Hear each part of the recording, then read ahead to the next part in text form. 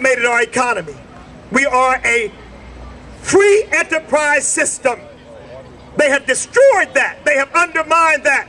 They have told us, no matter how hard you work, no matter how long your hours, no matter what you've done, no matter how you and your wife and family have sweated, you didn't build that.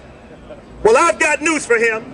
Not only did we build the small businesses of America, but Mr. President, we built the roads, we built the bridges, we built the railroads, we built everything that this country has.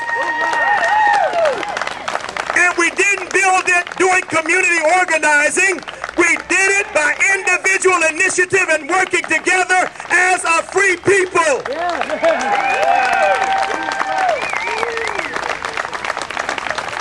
Folks, they've raided our treasury. We're $16 trillion in debt. $16 trillion in debt. And if we're allowed to continue on this path, we will hit the wall. We will have economic and fiscal cataclysm. This president said before he was elected, do you all remember it? Yeah. He said George Bush was unpatriotic and un-American because he ran up $4 trillion in debt over 8 years. This president is about to run up $6 trillion in debt in 3.5 or 4 years.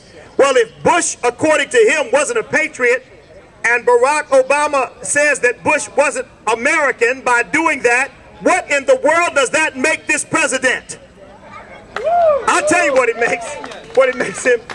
It makes him a violator of everything that we stand for. It makes him a traitor to who we are as Americans. It's time to get rid of him, folks, and see to it that we never elect a person like that to run our country again.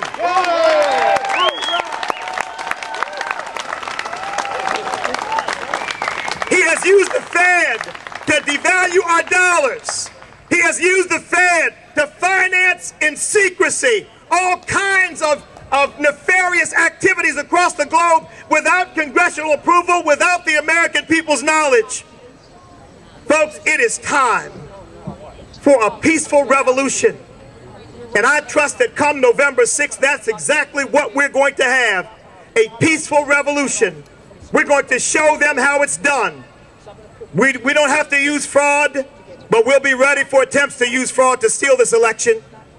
We don't have to use lies, but we'll be ready to answer the lies that will be foisted against us. And folks, this administration has been one lie from beginning to end. One lie from beginning to end. They've lied about everything. They lied about what they were planning to do. They're lying about what they're doing now, and they'll lie about what they're going to do 4 years from what they'll do over the next 4 years if we give them that opportunity. It is time to uphold the truth, folks, and to say the lies are done. One of the lies they've told us is that we're a balkanized nation, that we're black against white, that we're rich against poor, that we're male against female, that we're businesses against the government. That is a lie. Woo! That is a lie. That is why you've heard me say so many times, I'll say it again, I am not an African American, I am an American.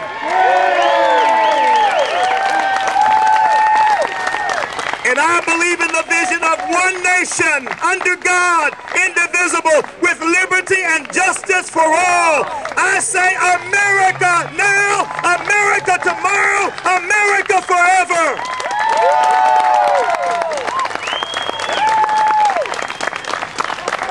So folks, don't loosen up, don't slack up, don't back up, don't back down, don't become tired. Don't be weary in well-doing. In due season, we're going to reap if we do not faint. We're going to win this thing.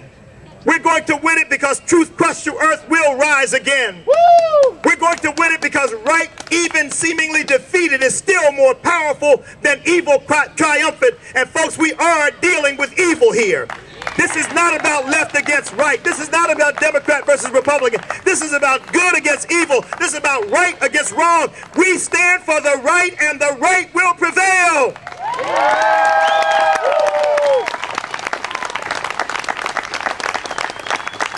Folks, I believe very deeply in this country. When I stood in a Marine Corps office in 1970 and took an oath to the Constitution of the United States to uphold to protect, to preserve, to defend it against all enemies, foreign and domestic.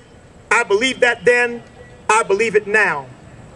I believe that that Constitution will endure because it is more than just a few words written on a piece of paper.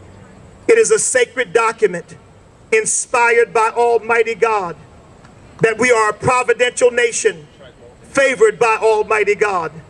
I know there are those who want to take that away from us, take the cross down, take God out of the pledge, take God off, in God we trust, off the money. They didn't want it on the visitor center, but we are a godly nation. That's how we were birthed, and that is how we will remain. So folks, I want you to be encouraged that we are going to win this thing. It may look a little dark sometime when you see them doing the craziest things and the media going along with it and giving them the seal of approval for almost everything they do and every lie they tell. But let me just tell you something, folks. It doesn't matter in the end what the media says or does, because Ronald Reagan proved to us that what matters is reaching the hearts of the people. You keep working at that.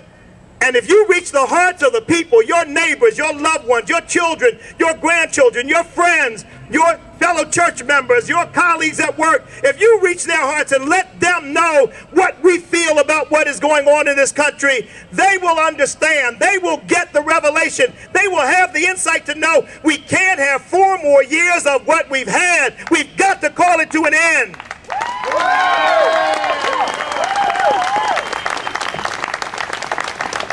Now, Francis Scott Key saw something similar to what we're seeing now, except it was an actual battle.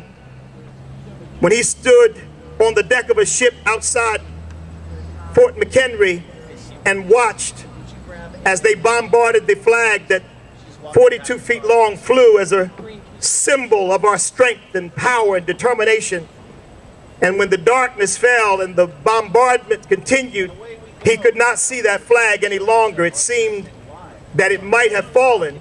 He couldn't be sure, but it was hard to believe that it stood even that kind of vicious attack and assault.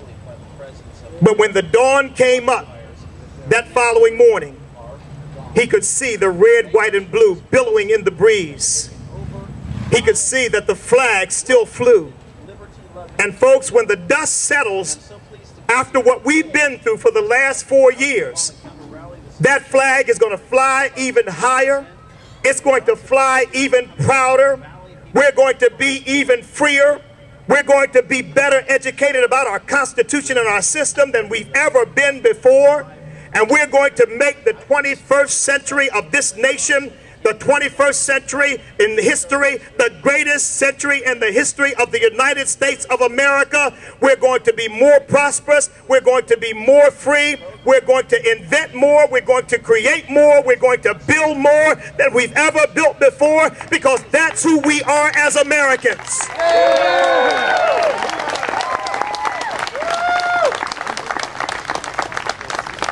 And when it's all over, we'll be able to say, yes, the flag still flies. Freedom prevails. My country, 'tis of thee, sweet land of liberty. Of thee I sing, land where my fathers died, land of the pilgrim's pride.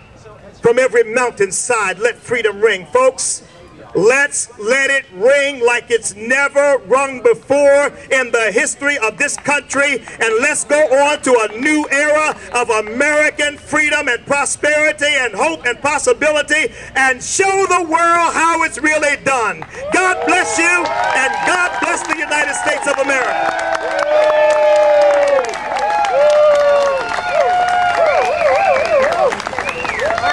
Anybody that wants their Kodak moment, we're going to give C.W. his cookie from the baker. We did build it without you, Obama. All right.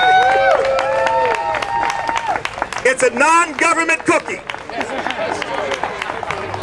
And Michelle would not approve of it. It's full of butter.